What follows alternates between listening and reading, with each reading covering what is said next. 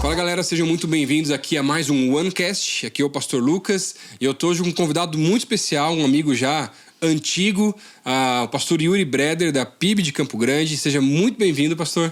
Muito obrigado, Lucas. Obrigado a todos vocês. Essa igreja é uma igreja muito querida para mim. É uma honra estar aqui com vocês. E a gente ficou ainda mais feliz ao saber que o pastor Yuri teve um chamado ministerial, um comissionamento num evento que não foi da igreja, né, um despertar realizado pela Convenção Batista, mas que foi sediado nessa igreja. Então, a gente fica muito feliz com isso. Essa igreja tem uma marca ainda maior também na tua vida, né? Sim, eu estava conversando sobre isso com a minha esposa e eu estava me lembrando, né? Eu estava orando, já preparando a palavra aqui, me lembrando dessa igreja. Eu falei assim, puxa vida, eu me lembro quando eu estava lá em 2003, cara, quanto tempo, não dá nem para falar assim. É melhor não calcular algumas coisas, né?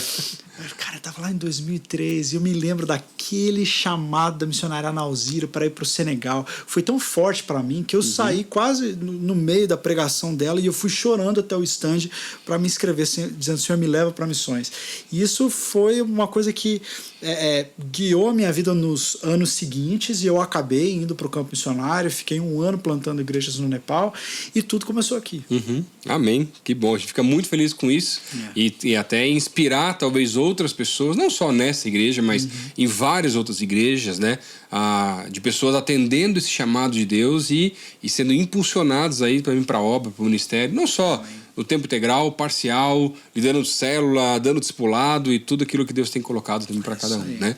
E a gente quer conversar um pouquinho hoje sobre um dos projetos que o pastor Yuri tem se dedicado, com mais alguns pastores também lá na PIB de Campo Grande, que tem abençoado muito a nossa igreja e várias outras igrejas e várias casas aí pelo Brasil, um projeto chamado Escola do Discípulo. Queria que você conversasse, explicasse um pouquinho mais aí para quem está nos ouvindo hoje, um pouquinho mais sobre esse projeto. Vamos começar, como é que começou esse projeto, para ter uma ideia aí com o pessoal que não conhece talvez também, né? A Escola do Discípulo começou em 2012, eu estava voltando do campo missionário, e havia uma necessidade da nossa igreja local em reformular todo o ministério de ensino, né? Então a gente precisava de uma nova proposta, de novos materiais. E como eu sempre gostei muito e também me sentia muito chamado para o ensino, a igreja então propôs, quando eu voltei do campo missionário, falou assim, olha, o que você acha então de escrever esse novo projeto? E eu falei, não, tudo bem, eu vou aceitar o desafio. Nunca fiz isso na vida, mas o Senhor vai dar graça. E aí então começamos a escrever os primeiros cursos, fomos muito abençoados pela Igreja Batista Central, lá de BH, né, pela Central. Eu me lembro que eu fui visitar algumas igrejas, eu peguei material daqui, peguei material de lá e fui juntando, e enquanto isso a gente foi escrevendo os nossos próprios materiais, e começou com uma escola bíblica dominical de igreja, com os cursos regulares e tal. E nesse início presencial ainda? Presencial, só presencial. A gente nem imaginava ir para a internet. A primeira turma, eu me lembro até hoje, eram 15 alunos e eu era o professor. E aí a coisa foi crescendo. E hoje, nós não estamos tendo presencial por causa da pandemia, mas até quando nós encerramos, a gente tinha cerca de 1.500 a 1.800 alunos por ano no presencial. Então isso já estava ganhando o coração da igreja.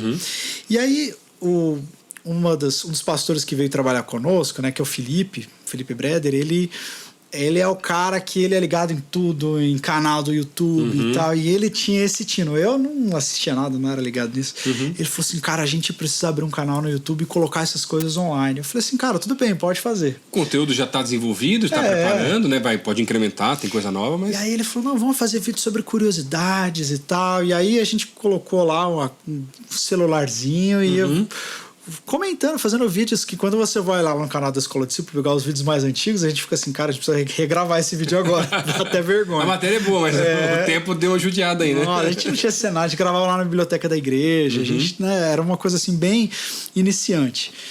E aí o que aconteceu foi que alguns vídeos começaram a viralizar. E principalmente um documentário que a gente decidiu fazer sobre a história da igreja. Deus colocou isso no nosso coração. Que foi o que mais viralizou. Foi o que mais viralizou, porque foi aquilo que contou com uma produção mais intensa, mais qualificada, né? Então, tinha gente que assistia e falava assim, cara, esse nível de documentário é de Netflix e tal, porque a gente realmente investiu. Então, um conteúdo quem produz conteúdo para a internet, às vezes fala assim, melhor é feito do que perfeito. Isso é verdade até um ponto. Quando a coisa tem muita qualidade, realmente faz diferença. Com certeza. E aí, quem fez esse projeto, ele custou um valor, e a gente teve parceiros de fora, o Seminário Batista lá nos ajudou, e a nossa igreja. E aí, de repente, cara, isso... Com os custos de produção. Custos de produção, a gente precisava fazer o cenário que a gente grava hoje, foi feito para a gravação do documentário. E comprar outros equipamentos e tal. A coisa, cara, foi crescendo, e aí com a pandemia, as pessoas presas em casa, então várias delas não tendo igreja para frequentar, igrejas pequenas que não faziam transmissão dos cultos, quando faziam só do culto. E até as igrejas que já faziam, né, transmissão, tiveram que reaprender, na verdade, a transmitir, porque você tinha o culto e transmitia em melhor qualidade ou menor pela internet. Ninguém tinha um culto online, tinha cultos transmitidos. Você transmitia o que você fazia. Agora, conseguir conversar com o público online que está em casa, que não está presencial, é outra história, né? E aí, quando nós chegamos nesse ponto, a gente teve que fazer uma decisão, porque a escola começou a crescer e aí as ideias pipocam, né? Aí você tem ideia de fazer um monte de coisa, aí tem pergunta, aí vamos fazer isso, vamos fazer aquilo. Aí a gente parou e a gente falou assim, a gente precisa de uma direção de Deus. Amém. E foi aí que o Espírito Santo falou muito claramente com a gente, falou, olha, vocês não são youtubers, vocês são professores de escola bíblica. Vocês vão expor a Bíblia. E se manter esse foco, e a gente vai manter, né? Cara, eu, sinceramente, isso trouxe tanta paz pro meu coração, e toda vez que eu falo sobre isso, meu coração descansa, porque nós estamos focados naquilo que é o centro, que é a Escritura. Então, nós começamos a fazer exposições. Então, temos um curso todo de panorama de Antigo Testamento, panorama de Novo Testamento, está lá, e começamos a fazer exposições dos livros da Bíblia. Então, a gente tem Tiago, Daniel, Romanos, Gálatas. Eu estou fazendo agora a exposição do Evangelho de Lucas. Então, toda semana, às quartas-feiras... Mas não com um panorama, por capítulo já no caso. Já por capítulos. Então, legal. Os panoramas já estão prontos e agora a gente vai livro por livro, capítulo por capítulo. Nossa. Então, nas quartas-feiras a gente está expondo Gênesis e eu estou expondo Lucas. Então, a gente sempre equilibra uma exposição do Antigo Testamento e uma exposição do Novo. E semanalmente. Então, essa semana eu tô aqui, não gravei, tô até sentindo falta já, né? Que é uma coisa que assim, entrou no nosso coração. E a gente sabe, quando eu chegar diante do Senhor, eu quero dizer assim, olha, eu cumpri a boa obra, os meus dias sobre a terra, minhas horas sobre essa terra foram gastadas diante da Escritura aberta. Então, isso para mim é demais. E aí, a gente tem feito isso e as pessoas têm chegado. Nós temos outro projeto para esse ano de um outro documentário, agora não com uma veia histórica, mas mais apologética. Então nós vamos falar sobre as grandes dúvidas, as grandes questões da humanidade. Cada capítulo fala sobre o problema do mal, essas grandes perguntas que as pessoas fazem, o sofrimento e tal, a existência de Deus. E graças a Deus, Deus nos deu abertura com muitas pessoas, cara, que a gente assistia, que a gente, assim, admirava, né? Hoje mesmo, eu tava lá com o Douglas, do Jesus Cop, e eu falei pra ele, cara, eu sou seu fã. Ele falou, cara, eu também. Então, a gente ficou muito feliz, né, com essas portas abertas de Deus, e o que a gente quer é se manter fiel e se manter expondo as Escrituras. Não quero me desviar para a esquerda, não quero me desviar para a esquerda. Quando a gente tem... Para direita? Direita e esquerda, né? Quando a gente não tem nada, é mais difícil de errar. Eu sempre falo isso, né? O seminarista, ele vai lá no culto, ele fala, eu entrego tudo pro Senhor. Ele não tem nada, eu só tenho um telefone, é fácil entregar, e olha lá. Né? Seminarista é quebrado. E eu era assim, mas quando a gente começa a construir algo, ter retorno, ter condição de escolher, falar, vamos fazer um projeto assim, vamos fazer assim, puxa, agora tem um recurso, tem um reconhecimento das pessoas, aí fica mais difícil. Aí você precisa parar e ir pro lugar de oração para discernir a voz do Senhor, porque você pode ter 500 boas ideias, e você pode fazer as suas 500 boas ideias, elas vão render uma coisa só. Se você fizer só a vontade do Senhor, ele rende 500. Sim.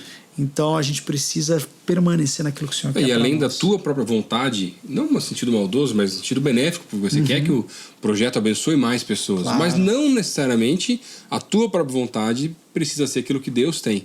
E também, à medida que os projetos que Deus coloca no nosso coração vão crescendo, desenvolvendo e abençoando, a gente também vai tendo algumas limitações ou algumas dificuldades, que são várias vozes, vários interesses que muitas vezes vão afetando aquela direção inicial e as novas direções que Deus vai dando, porque eu realmente acredito que Deus, ele nos direciona, ele detalha aquilo que ele tem. Quando a gente olha para a Escritura, a gente vai ver, ele dá detalhes do tabernáculo, ele dá detalhes de tantas coisas, e ele começa a colocar em ordem e organizar. Por exemplo, você vai falar sobre as multiplicações dos pães e dos peixes, Jesus fala, faz os grupinhos de 10 ou 12, porque não é bagunça, a gente vai entregar e vai... quando a gente organiza as coisas, se mantém no propósito, a gente vê a multiplicação daquilo que você vai fazer, né? Sem dúvida, e a gente tem visto isso, graças a Deus. E o melhor de tudo, Lucas, o que assim me faz deitar a cabeça no travesseiro, assim, com um sorriso, são os testemunhos. Amém. Cara, são tantos testemunhos. Onde a gente vai, a gente escuta assim, fulano assiste vocês, meu pai, minha mãe, manda um abraço, né? Que nem o Plínio estava falando aqui. A gente teve contato com um cara na Tailândia que estava desviado do evangelho há muito tempo. Alguém mandou um vídeo para ele, ele assistiu, voltou para Jesus, a gente conseguiu conectar ele com uma igreja na Tailândia. São pessoas que voltam para a igreja. A gente estava fazendo uma aula sobre Efésios capítulo 2 e, cara, Deus nos tomou ali naquele estúdio. E eu parei a aula, eu comecei a fazer apelo para a câmera e aí muita gente começou a escrever para mim. Alguns falaram assim, pastor, eu fui batizado na sala da minha casa. Eu comecei a orar de um jeito que eu nunca tinha orado antes. O Espírito Santo me visitou, o Espírito Santo me curou. Meu marido se converteu, minha esposa se converteu. E uma das características é a abrangência do público que a escola alcançou.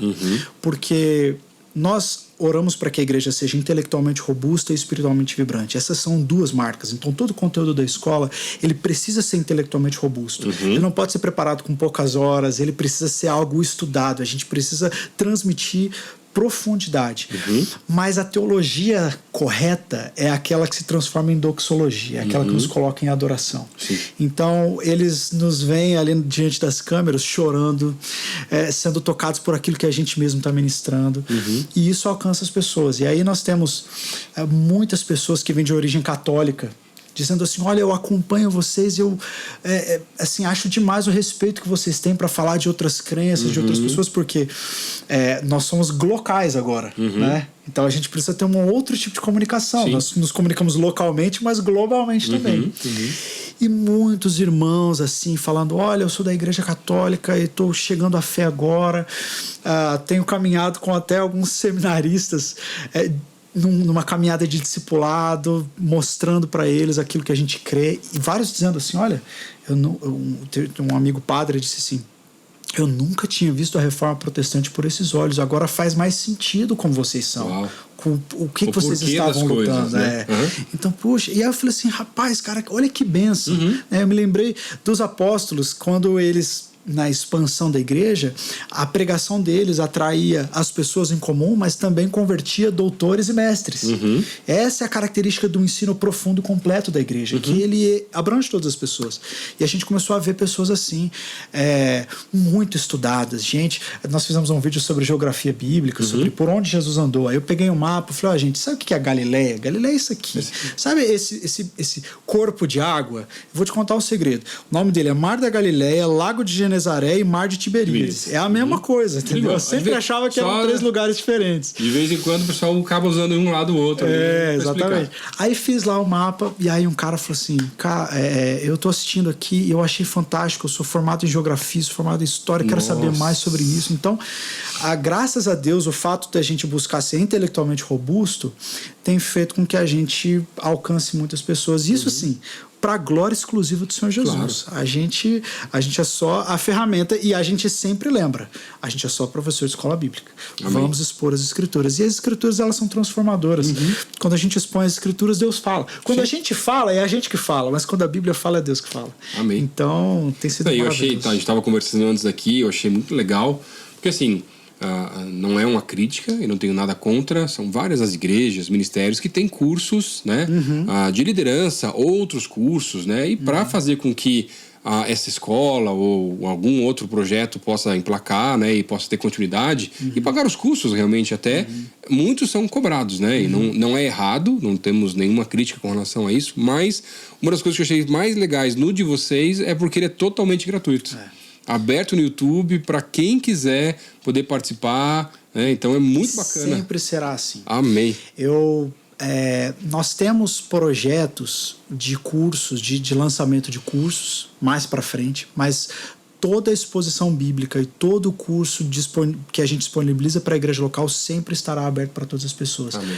Algumas pessoas começaram a escrever para a gente dizendo assim: eu quero estudar teologia com vocês precisam abrir um curso de teologia. Muita gente. Nossa. E aí a gente falou assim: cara, a gente precisa fazer alguma coisa, então a gente precisa produzir conteúdo, a gente precisa de mais gente agora trabalhar. Não dá mais só para a gente ficar na câmerazinha. Então esse aumento de Você precisa curso, personalizar uma certa parte. mas a gente tem um vídeo falando sobre dízimo, que é uma das perguntas que o pessoal adora fazer na internet. O que você acha sobre dízimo e tal? E eu falo Não é só na entrevista do batismo, né? Exatamente. Eu falei assim: olha, a escola do discípulo produz tudo que produz gratuitamente por causa dos dízimos. Porque a igreja abençoa, nos dá toda a possibilidade de fazer a coisa sem precisar do recurso. Então as ofertas começaram a chegar na escola do discípulo voluntariamente e as pessoas falavam assim: olha, eu estou dando justamente o que vocês não pediram, que vocês não pedem, que vocês não colocam nenhum Pix, nada aí, e eu quero ofertar por causa disso. Então, assim, diariamente os pedidos: olha, manda a conta bancária de vocês. E aí isso tudo acontece porque as pessoas têm sido fiéis na igreja local. E graças a Deus, a nossa igreja tem uma visão para o ensino, investe nisso e hoje tem dado conta. Nós temos, como eu falei, nós temos projeto de lançar alguns cursos, porque a plataforma de cursos online, ela tem custo também, né? Então nós temos custos, precisamos aumentar, expandir, mas nós jamais vamos deixar a nossa essência e vamos continuar expondo semana após semana a Bíblia até nós termos ela completa. E aí, Amém. eu falo, se você tiver um dia uma dúvida sobre Êxodo 14, versículo 3, vai lá que vai ter um vídeo que fala sobre esse capítulo e a gente vai refletir sobre ele com você. Esse é o nosso desejo, é expor a Bíblia toda. Depois disso, o Senhor pode me levar para a glória, minha missão está completa. Eu quero expor as Escrituras, só isso. Como John Wesley falou, né? Dá-me o livro de Deus, a qualquer custo dá-me este livro. Eu quero ser um homem de um só livro. A escola do discípulo é a escola de um só livro. Amém, amém. E até, se pensar, né, para não completar esse propósito, só Jesus voltar mesmo, né? E aí não tem jeito mesmo, né? Mas muito legal, a gente ficou muito feliz não só de conhecer. Eu já sou inscrito no canal, já assisti vários dos vídeos lá também, já me abençoaram demais. Como a minha formação antes da teologia, eu sou formado também em relações internacionais, estudar história eu sempre gostei e amei. A história da igreja no seminário, mesmo com o pessoal às vezes, né, não querendo estudar muito, eu sempre gostei porque eu gostava já de história, geografia, desde pequenininho até, tempo de escola mesmo já gostava. Então estou aproveitando muito alguns dos conteúdos. Obrigado por atenderem esse chamado daquilo que Deus tem para a vida de vocês. E eu acredito que quando a gente entende não só o dom, né, eu vejo esse dom de mestre na vida de vocês aí, através da escola do discípulo, mas quando a gente entende o propósito de Deus para a gente e a gente está com o coração correto naquilo e não se deixa levar, né, entre vozes, intenções dos outros, mas naquilo que o Senhor está movendo, eu realmente acredito que Ele multiplica isso. Amém. E pode abençoar cada vez mais e mais pessoas quando o nosso coração está alinhado no propósito dele de verdade. Uma coisa que eu agradeço muito a Deus é essa parceria dos amigos, né? Porque a gente também não quer cair nesse oceano de gente produzindo conteúdo, de gravando vídeo toda hora. Eu acho que as pessoas também estão cansadas disso. E uma reflexão que eu levei lá na pessoal da Escola do Discípulo é o seguinte: a profecia diz que no final dos tempos que o Senhor se manifestaria e que o conhecimento da glória do Senhor se estenderia e encheria a terra como as águas cobrem o mar. Não é vídeo de curiosidade que vai encher a terra, é o conhecimento da glória do Senhor. Então, quando nós gravarmos alguma coisa, a gente precisa estar transmitindo o conhecimento da glória, porque isso é que transforma. E aí, nós temos contato com a ajuda de muitos amigos, de várias igrejas, né? Sempre repostando e tal, recomendando. E isso aparece até no próprio documentário, porque a gente tem a participação do Paulo On, que é um pastor presbiteriano. A gente tem a Carol Basso falando, né, da Escola Convergência. Tem a gente, tem o André Heinck, né, que é um professor batista que é lá de Santa Catarina. Então a gente tem muitas tendências. A escola do discípulo ela é bem católica, entre aspas, nesse sentido. Ela é bem universal, ela é abrangente, porque nós estamos falando não é da primeira igreja Batista de Campo Grande. A gente quer deixar esse legado para a igreja do Senhor Jesus. Por exemplo, aquilo que começou na igreja local, agora abençoa a igreja global. Exatamente. Né? Essa é a ideia. Amém.